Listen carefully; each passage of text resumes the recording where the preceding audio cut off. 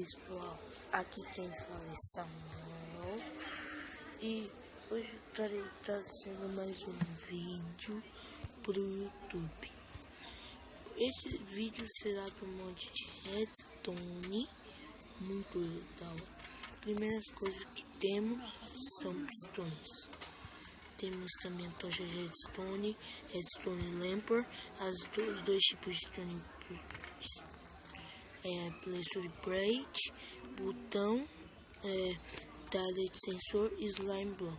Só que o meu não tá com texto. Eu vou mostrar aqui, ó.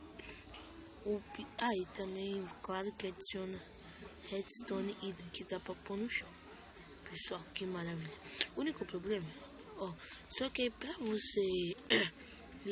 você poder ligar essa Redstone, assim, ela vai ficar assim, nunca vai ficar grudada. Você tem que pôr uma tocha, um botão, um Pleasure Plate. Aí sim, certo, é fácil. Tem um Redstone Lamp e também funciona assim, pessoal. Assim, o Stick Pressure também funciona assim. E também temos, que mais adiciona, porta de isso aqui, Dectorail, Activerail, Repeater e Level. O Dectorail aqui tem esse, e o Activerail é esse. O Repeater vai estar com, eu que não tô com textura, vai estar como bloco de comando. É só se ativar tudo e coisar. Só que, deixa eu ver, peraí, se é esse aqui, ó. Não. Aí também tem a porta de ferro e o level, que é o botão, ou seja, né? Toma. Pessoal, se você não quebre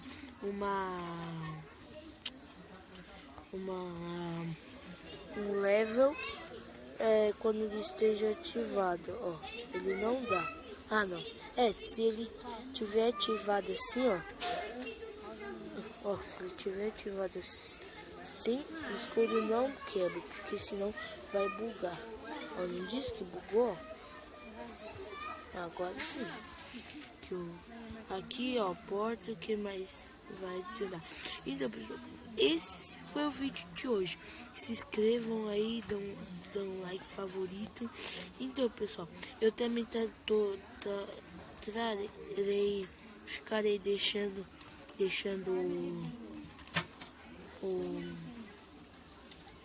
o like do Too Many Itens, que é fácil instalar, mas você não se instala aí como os outros mods. Então, falou, galerinha.